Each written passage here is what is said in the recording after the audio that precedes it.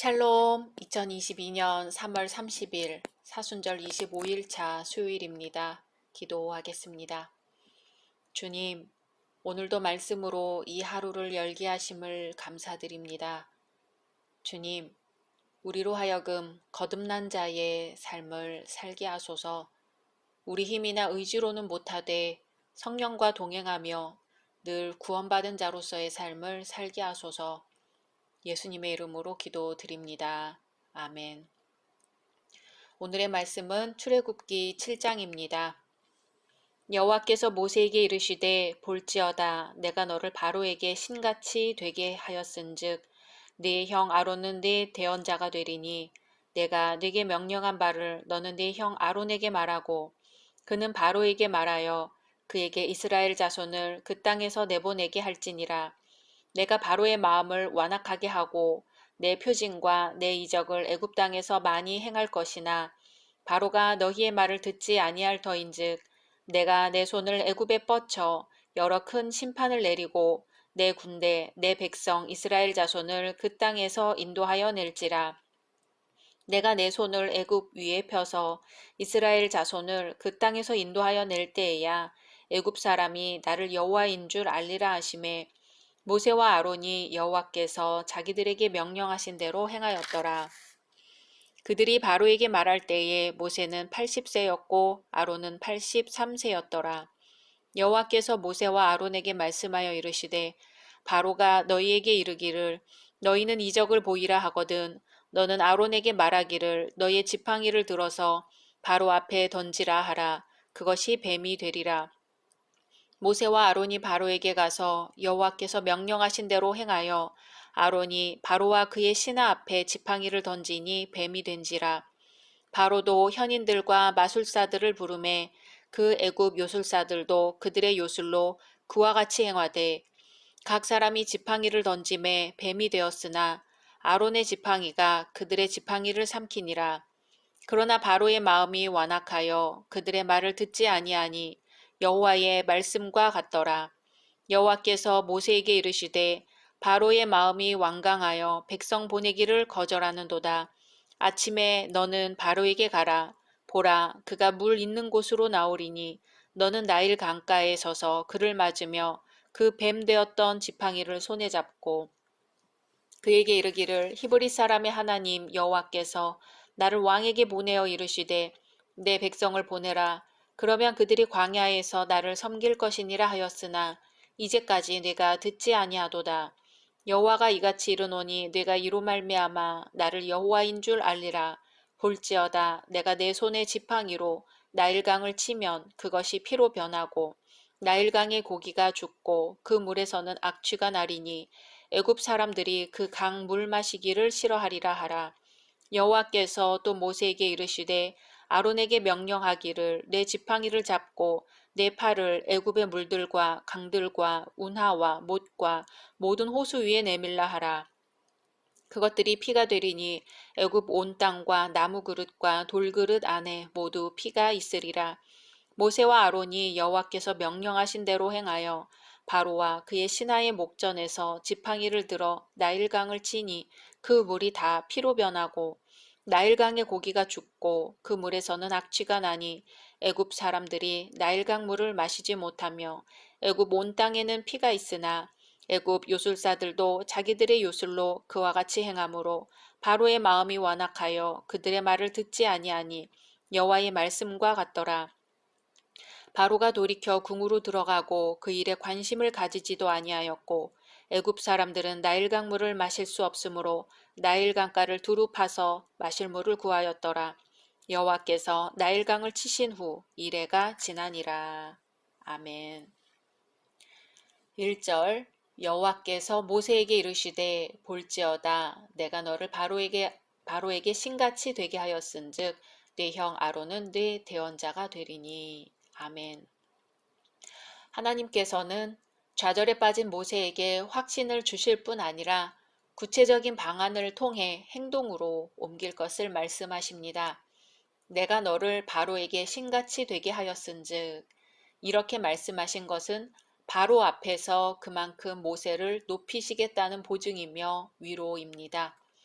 비록 땅에서 바로의 권세는 하늘을 찌를 듯하지만 하늘에 속한 권세를 소유한 모세는 오히려 바로에게 신과 같은 존재가 되어 그를 압도하며 호령할 것이라는 의미입니다. 신약 성경은 하나님의 말씀을 받은 사람들을 신이라 표현하기도 하였는데 하나님의 복음을 전하는 사람의 위치는 이 세상 어떤 것으로도 비교할 수 없다는 것을 뜻합니다. 이렇게 하나님은 모세가 하나님의 명을 받아 출애굽을 시도하던 중 바로의 강팍함과 백성들의 불신으로 낙담하고 있을 때 하나님께서는 다시 찾아오셔서 확신과 용기를 주십니다. 이로써 모세의 소명은 종결되고 이후부터는 오로지 모세의 임무 수행 과정만이 묘사됩니다. 모세가 바로에 대하여 신이 될 것과 아론이 모세의 대언자 역할을 할 것이라는 사실은 모세나 아론의 명예가 아니라 여호와 하나님의 명예로 이해되어야 합니다. 모세는 여호와께서 하신 말씀을 전할 것이고 여호와께서는 선포하신 말씀을 따라 행하실 것입니다. 그런데 하나님은 바로의 마음을 완악하게 하셨습니다.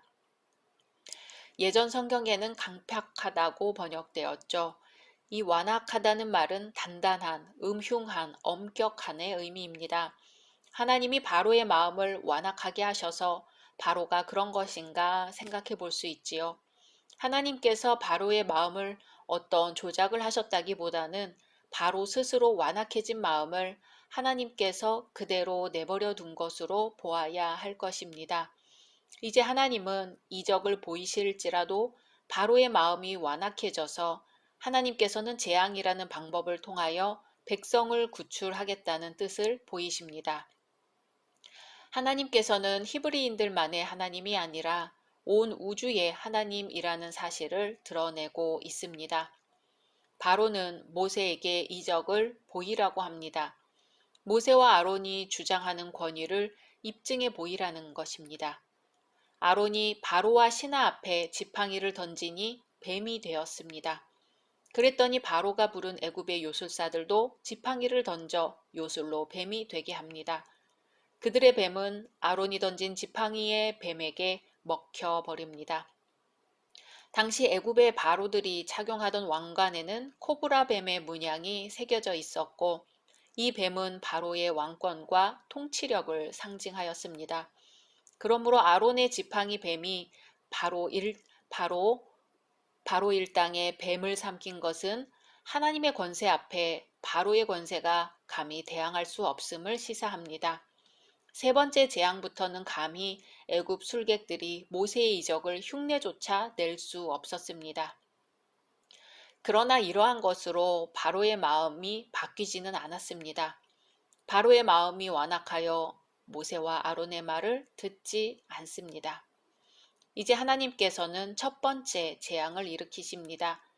여호와께서는 모세에게 바로의 마음이 완강하여 백성들 보내기를 거절하니 아침에 나일강가로 가서 그 지팡이로 나일강을 치라고 하십니다. 16절 그에게 이르기를 히브리 사람의 하나님 여호와께서 나를 왕에게 보내어 이르시되 내 백성을 보내라. 그러면 그들이 광야에서 나를 섬길 것이니라 하였으나 이제까지 내가 듣지 아니하도다. 아멘. 바로는 이른 아침에 나일강가로 나왔습니다. 그 이유에 대해 두 가지 해석이 있는데 하나는 바로가 습관처럼 아침 산책을 했다는 것과 다른 하나는 나일강을 숭배하는 아침 제사를 드리기 위한 것으로 추측됩니다. 근래에 발견된 고대 애굽의 파피루스에는 나일강 숭배 의식을 거행할 때 제사장들에 의해 불려졌던 찬미가의 가사가 기록되어 있다고 합니다. 바로는 나일강 숭배 의식에 나왔던 것으로 보입니다. 바로 이러한 상황에서 모세와 아론이 바로 앞에 나타나 하나님의 말씀을 전하는 것입니다. 내 백성을 보내라. 아멘. 왜 물을 피로 변하게 하는 재앙이 첫 번째 재앙이었을까요? 이 재앙은 나중에 홍해에서의 애굽 군대의 죽음과 연관지어 생각해 볼 수 있습니다. 이스라엘 구원의 시작과 마지막 모두 물과 관련이 있는 것이지요. 출애굽기 1장에서 애굽 왕 바로는 히브리 사내 아이들을 나일강에 던지는 것으로 이스라엘을 뿌리째 뽑으려고 했습니다. 그런데 이제는 나일강물이 오히려 애굽인들에게 고통이 됩니다. 상황이 반전된 것이지요. 당시 애굽 문명의 위대성은 전적으로 생명을 주는 나일강물에 의존하였습니다. 그러므로 나일강에 대한 공격은 애굽 그 자체에 대한 공격을 의미하였습니다. 앞으로 다가올 모든 재앙 사건에 대한 일종의 전조였던 것이지요. 이제 더 이상 나일강물은 애굽인들을 지켜주지 못하며 오히려 애굽을 파멸시킬 것입니다.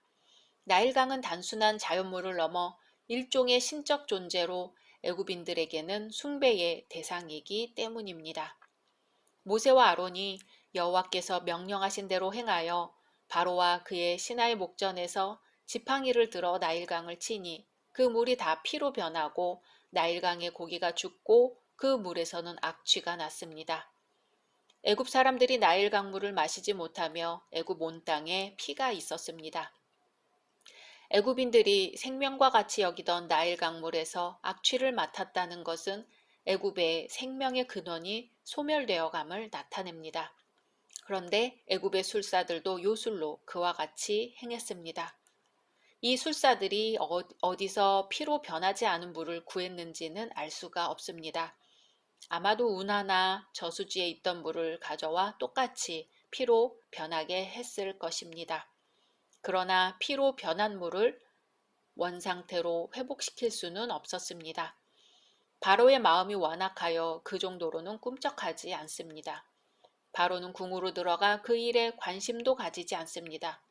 그렇게 여호와께서 나일강을 치신 후 이래가 지납니다. 첫째 재앙의 기간입니다. 성경에서 7은 완전수라는 것을 기억해 볼 때 여기서의 7일은 하나님의 심판의 철저성을 강조하는 것이며 동시에 애굽인들이 이 일로 극심한 고난을 감내해야 했다는 것을 암시합니다. 오래전 어느 목사님이 자신의 부족함을 뼈저리게 느껴 무력감에 빠져 있었습니다.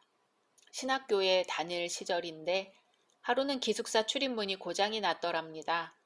못을 하도 여러 번 박았다 뺐다 한 자리여서 도무지 못을 박아 고정시키기가 곤란하게 되었지요. 마침 마당에 녹슬고 구부러진 못 한 개를 보고 주워다 펴서 박았더니 오히려 못에 있는 녹이 힘이 되어 빠지지 않고 견뎌주더라는 것입니다. 그 후 목사님은 녹슨 못도 다 제 나름대로 쓰일 곳이 있는데 나 같은 사람도 어디 쓰일 때가 있겠구나 하는 생각에 용기를 얻었다고 합니다. 하나님께서 만드신 피조물 중에는 어느 것 하나도 불필요한 것이 없지요. 하나님 손에 잡히기만 하면 가장 요긴한 도구가 됩니다. 대제국 왕 바로 앞에 선 모세의 손에는 겨우 마른 막대기, 지팡이 하나만 들려 있을 뿐이었습니다. 그 마른 지팡이가 하나님의 지팡이가 되어 하나님의 능력을 나타내는 도구가 되었습니다. 각자 말씀 묵상하신 후 주기도문으로 마치겠습니다.